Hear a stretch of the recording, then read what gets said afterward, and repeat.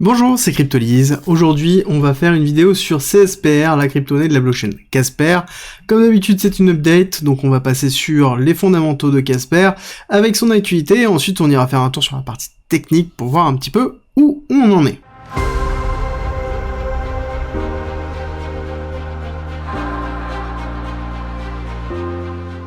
Alors, Casper est une blockchain de niveau 1, donc ce qu'on appelle une Layer 1, qui a pour vocation de pouvoir gérer les transactions de façon scalable, à faible coût, avec un écosystème développé. En tout cas, c'est la vocation long terme. Pendant longtemps, ils se sont justement statués comme étant, donc ça c'est l'ancienne image, la future de la blockchain, donc c'est-à-dire un Ethereum killer. Ils se sont positionnés pendant très longtemps comme ça n'a pas bien marché, et ils ont commencé à refaire un nouveau branding, avec toujours la même typologie, mais en tout cas le branding est totalement différent, mais ça n'empêche qu'ils ont toujours cette typologie de, justement, Ethereum killer qui ne fonctionne pas forcément. Concrètement, qu'est-ce que Casper ? Casper, c'est une blockchain, donc comme on l'a dit, qui est simple, qui est scalable, qui est décentralisée autant que possible au vu du faible temps d'existence de cette blockchain, et qui a derrière un très faible coût d'utilisation. Donc un petit peu tout ce qu'on peut retrouver actuellement sur les différentes blockchains. Néanmoins, ils sont en train d'axer leur communication sur la partie utilitaire, c'est-à-dire qu'on a la mise en avant de la tokenisation, de l'utilité financière, et de la partie création, que ce soit création économique, à travers les NFT, ou les jeux directement, le gaming. Donc ils sont en train de changer petit à petit, mais ils n'arrivent pas encore à se désolidariser de cette image d'Ethereum killer. Il faut comprendre que à l'heure actuelle, grâce au passage en Proof of Stake d'Ethereum et The Merge qui a été réussi, et l'arrivée des Layer 2, ZK Rollup qui sont en train de se faire et qui sont en train de montrer que globalement la notion de scalabilité et gestion de coûts n'est pas un problème sur Ethereum, bon, les Ethereum killers qui se définissent comme tels, malheureusement, ne fonctionneront pas, et il va falloir surveiller justement, est-ce que Casper, oui ou non, arrivera à changer justement son image. L'autre problématique de Casper, c'est sa tokenomics. On a une tokenomics qui est inflationniste, dans lequel on a une augmentation continuelle des tokens, donc c'est une des raisons pour lesquelles on a une market cap de Casper qui fait que monter, mais le prix qui reste relativement flat. On va arriver dans quelque chose où, à un moment donné, on aura juste que l'augmentation de l'inflation du protocole, et on n'aura plus le reste, donc on aura quand même une inflation qui sera toujours présente. Néanmoins, Casper, à un moment donné, je pense, va changer de typologie. C'est-à-dire qu'à un moment donné, Casper va entonner ce qu'on appelle une transformation de la tokenomics avec la mise en place d'un burning.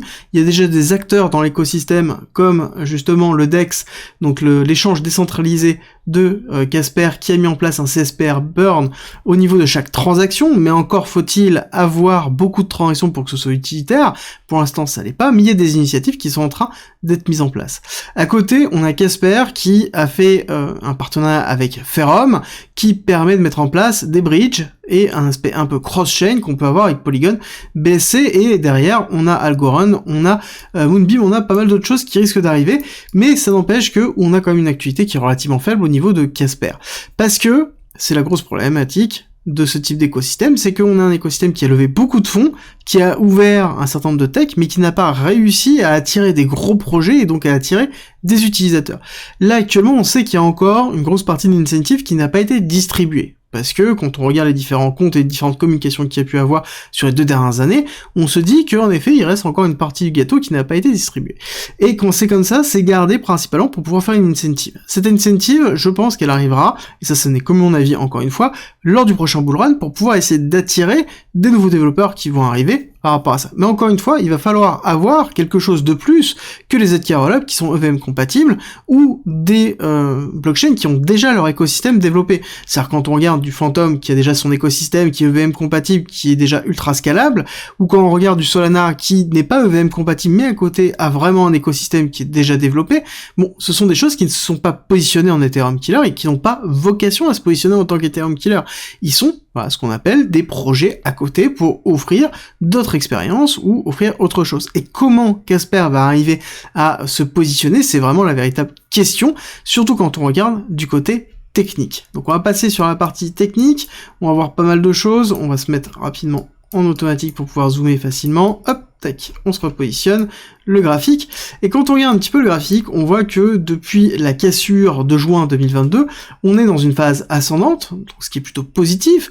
On a fait un petit break of structure ici sur cette accélération haussière, mais on est plus dans une forme de compression structurelle, d'accord? Donc ça veut dire quoi? Ça veut dire que le cours en lui-même de Casper est en train de se consolider. On a une diminution de la génération d'Ether à travers les lock-ups qui sont arrêtés, donc ce qui est plutôt positif, c'est-à-dire qu'on a de moins en moins de Casper qui sont vendus, une diminution de la pression baissière, mais ça n'empêche que, à l'heure actuelle, on n'a pas d'incentive à pousser à la hausse, en tout cas suffisante pour pouvoir se dire que on va entraîner à la hausse. Et techniquement, on le voit parce qu'on a cette compression qui est en train de se mettre en place. Et compression d'ailleurs qui se voit aussi au niveau du momentum. Au niveau du RSI, on voit très très bien une compression réelle du momentum qui est en train de se mettre en place, dans lequel on a une coordination au niveau du cours qui est en train de nous donner des informations comme quoi on attend quelque chose, on attend le moment dans lequel on aura une évolution de Casper. Cette évolution, par contre, elle arrivera très certainement par des use cases. Si on n'a pas d'application qui utilise Casper, à ce moment-là, Casper ne pourra pas performer. Là-dessus, je vous ai déjà expliqué plusieurs fois ma position par rapport à Casper. Pour moi, ça peut être un très gros rendement, mais à très très gros risque. Il faut bien le prendre en considération. Le rendement est vraiment insane quand on regarde une market cap d'une blockchain déjà développée, mais à ce moment-là, il faut avoir un écosystème ultra développé et un ensemble d'utilisateurs pour générer des revenus, ce qui n'est pas le cas à l'heure actuelle de Casper. Donc ceci étant vraiment dit, qu'est-ce qu'on peut se fixer comme target? Déjà, première chose, ici, on a ici un break of structure, ce qui est plutôt positif. Comme je l'ai dit tout à l'heure, c'est signe que notre accumulation ici est en train potentiellement avec un retest de repartir, sauf que on n'a pas ici validé avec un deuxième break of structure. Il faudrait casser ce niveau-là, il faudrait casser les 0,55 pour se dire qu'on fait un nouveau break of structure pour faire un retest et ensuite structurer à la hausse. D'accord? Là, on aurait un véritable signe fort de se dire que court terme, on va aller chercher à la hausse. Dans tous les cas, il est fort probable de se retrouver sur une valorisation de Casper, court terme, moyen terme avec un prochain bull run, ce qui est toujours classique, hein, on va toujours retrouver une valorisation, donc ça pourrait être intéressant d'aller chercher des targets particulières, comme ici ce cluster de liquidité qui se trouvera là, ou ici l'equal high qui se trouve ici, dans lequel on a un appel de prix à 0,24, donc pour vous donner les premiers niveaux 0,11, 0,24, et ensuite on pourra aller chercher beaucoup plus haut, mais déjà, il faut aller chercher ces deux premiers niveaux pour se dire que potentiellement, on repart fortement à la hausse, et que ça pourrait être aussi une forme d'exit pour ceux qui sont trop exposés pour pouvoir diminuer leur bag de façon à pouvoir rester dans une forme d'exposition cohérente par rapport au risque que vous souhaitez prendre par rapport à Casper.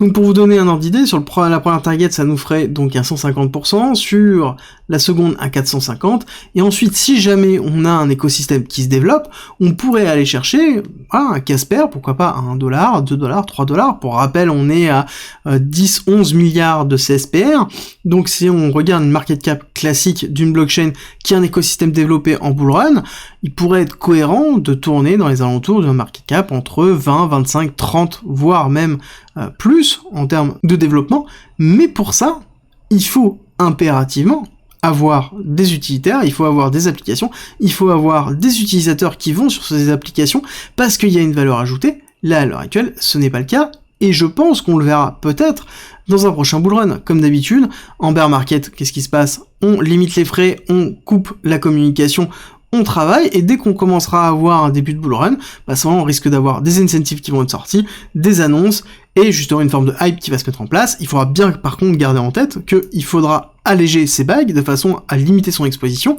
parce que même si on est sur une forme de FOMO, il faudra impérativement se poser la question, ok, mais est-ce que j'ai des applications, est-ce que j'ai des use cases, est-ce que j'ai une communauté qui suit réellement, qui n'est pas une communauté d'investisseurs, qui est une communauté d'utilisateurs, parce que les utilisateurs, c'est eux qui génèrent des frais pour la blockchain, c'est eux qui créent les revenus de la blockchain, et il faut jamais l'oublier, l'utilisateur, c'est le client de la blockchain, ce n'est pas les développeurs, ce n'est pas les investisseurs, il faut regarder toujours la communauté d'utilisateurs.